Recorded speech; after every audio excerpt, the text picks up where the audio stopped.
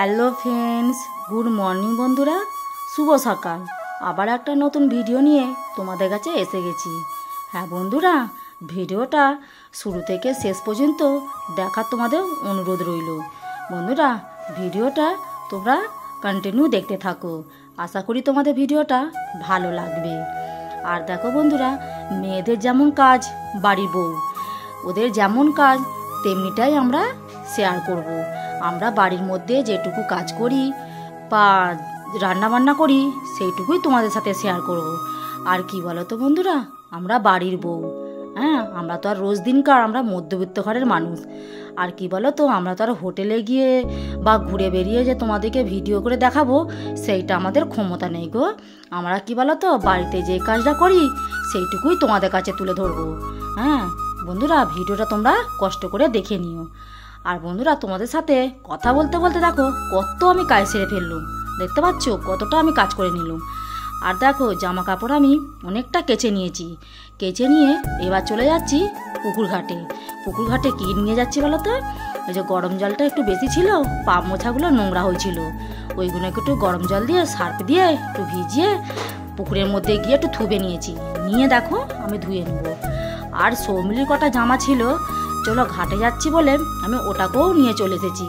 আর আমাদের পুকুরের অবস্থা দেখতে পাচ্ছ, এটা আমাদের নিজস্ব তো পুকুর নয় গো, ওটা অন্য লোকেদের। আর কি বলো তো, আমাদের পাশের বাড়িরে ওরাই ঘাটটা বেঁধেছে। আমরা রোজ রোজ যাই না গো, কে কি বলবে তার জন্য আমরা রোজ রোজ যাই না, যার জন্য পা মোছাটা আর এইসব নিয়েই আমরা ঘাটে যাই। আর দেখো আমাদের কি অপরিষ্কার জলটা দেখলে না, তার জন্য আমরা ঘাটটার মধ্যে আমরা যাই না। আর দেখো আমি সব কিছু আমি ধুয়ে নিয়ে চলে এসেছি। আর একটা কারণ বলি, ধুয়ে নিয়ে এসে এবার আমি জামা কাপড়গুলো নিচুড়ে নিয়ে একবার আমি চলে যাব সব শুদ্ধ নিয়ে ছাদেতে। এখানে কেন বলো তো, রোদ্দুর লাগে না, জামা কাপড়ও শুকনো হবে না, যার জন্য আমি ছাদে নিয়ে চলে যাচ্ছি। আর সৌমিলি ওই যে ক্যারাটির ড্রেসটা দেখতে পাচ্ছ, ওটা আমি ফার্স্ট দিয়েই মানে প্রথমেই ধুয়ে দিয়েছি, জানো তো, যাতে তাড়াতাড়ি শুকিয়ে যায়। ওর আছে যে ক্যারাটি পরীক্ষা, যার জন্য ওইটা আমি প্রথমেই ধুয়ে দিয়েছি। ধুয়ে ওখানে জলটা একটু ঝরে গেলে তারপর আমি ছাদে নিয়ে আসবো। আর আমাদের ছাদ ছাড়া তো উপায় নেই, ছাদের মধ্যেই সব কিছু শুকনো করতে হবে। ওই জন্য ভাবলাম বারবার কেন যাব, একসাথে ধুয়ে নিয়েই ছাদের মধ্যে চলে যাব।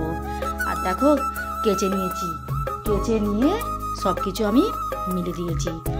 রোদ্দুরটাও যে কী বইয়েছে তোমাদেরকে কি বলবো। সবাই আমরা জানি যেমন রোদ্দুর তেমনি গরম। আর দেখো জামা কাপড় মিলে দিয়েছে, আমি মুড়িটাও খেয়ে নিয়েছি। হ্যাঁ, মুড়িটা খেয়ে নিয়ে আমি এবার রান্না বান্না করতে বসে গেছি। বেশ বেলা হয়েছে জানো তো, কি করব, একা মানুষ, এদিকে না গেলে হবে ওদিকেও না গেলে হবে, কিন্তু সবটাই আমাকে নিজেকে করতে হবে। আর কুকুরটা দেখো, আমাদের এই বাড়ির পোষা কুকুর, আমরা কুকুরটাকে আমরা পুষেছি জানো তো।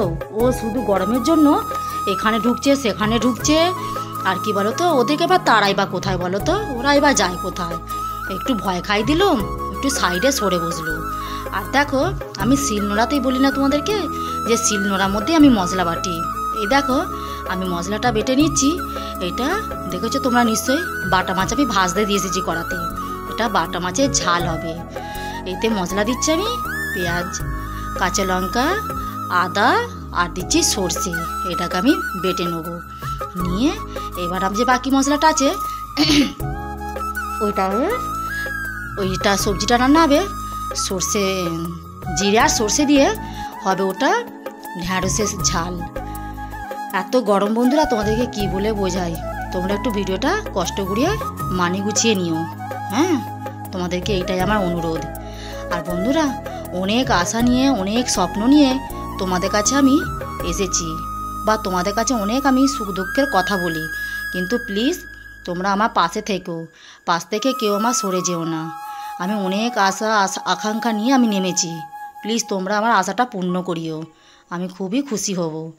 আর দেখো ওইদিকে বাটা মাছগুলো তোমাদের সাথে গল্প করতে করতে ওইদিকে মশলা বাটতে বাটতে আমি বাটা মাছগুলোকেও ভেজে নিয়েছি সব। হ্যাঁ, এবার আমি বাটা মাছের জন্য মশলাটা করে নেব। কড়ার মধ্যে মাছটা ভেজে তেলটা কমে গেছিলো, যার জন্য একটু তেল দিয়ে দিলাম। আর বললাম যে সর্ষে বাটা, আদা, পেঁয়াজ, কাঁচা লঙ্কা মশলাটা করে নিয়ে এলাম শিলেতে, দেখেছো, ওইটাকে আমি ভেজে নিচ্ছি। মশলাটাকে দিয়ে ভাজাটা আমার হয়ে গেছে। তার মধ্যে আমি দিয়ে দিলাম হলুদ আর কাঁচা লঙ্কা যেহেতু কাছে, আর অল্প পরিমাণে দেবো আমি লঙ্কা, গুঁড়ো লঙ্কা। এবারে একটু ভালো করে নেড়ে চেড়ে ওকে একটু ভেজে নেব, নিয়ে পরিমাণ মতো একটু জল দেবো। দেখো মশলাটা ততক্ষণ আমি ভাজতে থাকি, তোমাদের সাথে আমি গল্প করে ফেলি ততক্ষণে।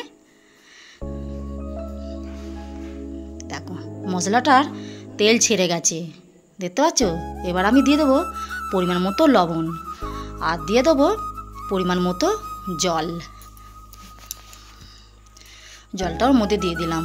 জলটা মশলাটা ফুটে গেছে। এবার আমি দিয়ে দেবো ভেজে রাখা মাছগুলো। মাছগুলো জানো তো ভারী খেতে মিষ্টি লাগে, জানো তো? আমার ছেলে খাবে না। দেখো তোমাদের সাথে গল্প করতে করতে আমার মাছের ঝালটাও এখানে হয়ে গেল। আর আমার সব মিলি পছন্দ করে, জানো তো? আমার সায়ন খাবে না। আর দেখো মাছের ঝালটা নাবিয়ে নিয়ে এখানে করে নিয়েছি কুচিয়ে রাখা পেঁয়াজগুলো আর সেদ্ধ করে রাখা পাট শাক।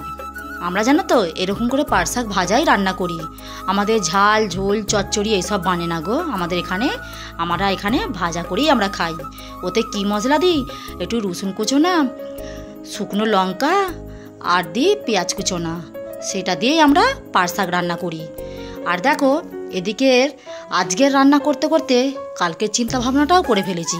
তাহলে মধ্যবিত্ত ঘরে মানুষদের দেখতে পাচ্ছ, আজকে যেটা খাচ্ছি কালকে কি খাবো সেই স্বপ্নটাও আমাদের মধ্যে থেকেই থাকে, জানো তো? এদিকে রান্না করতে করতে আমার মা দিয়েছিল একটা কুমড়ো, ছিল অর্ধেক দিদিটাকে দিয়েছে আর অর্ধেক আমাকে দিয়েছে।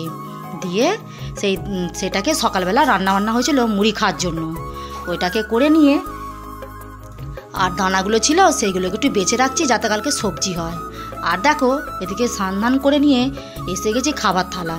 আজকে রান্না মেনুতে ছিল কুমড়ো ভাতে, বাটা মাছের ঝাল, আর হয়েছে ঢ্যাঁড়সের ঝাল আর পাট শাক ভাজা। সৌমিলিকে বলছি তুমি একটু কুমড়ো ভাতে খাও না, বলছে না খাবো না। আর দেখো ওখানে খাওয়া দাওয়া কমপ্লিট করে নিয়ে আমি এখানে মেয়েকে নিয়ে চলে এসেছি রাজা রামমোহনে বিদ্যাপাঠে। এখানেতে হচ্ছে কলেজে মেয়ের হচ্ছে যে কম্পিটিশান ছিল, ক্যারাটির কম্পিটিশান ছিল। তার জন্য ওকে দেখো এদিকে খাওয়া দাওয়া স্নান দান করে সব কিছু রেস্ট পায়নি, জানো তো? তখন বাজে দুপুর 2টো। ওকে নিয়ে বেরিয়েছি, দেখতে পাচ্ছ মেয়ের মুখখানা। আর আমি যদি মুখখানা দেখাই গো তোমাদের কাছে কি বলবো, সে আমার কি অবস্থা হয়েছিল। মেয়ের পরীক্ষা দেবে, আসতে তো হবে কষ্ট করে। দেখতে পাচ্ছ রাজা রামমোহন মহাবিদ্যালয়, এখানে ছিল মেয়ের কম্পিটিশান পরীক্ষা। ততক্ষণে তোমার সুস্থ থেকেও ভালো থেকে এখানেই ব্লগটা শেষ করছি।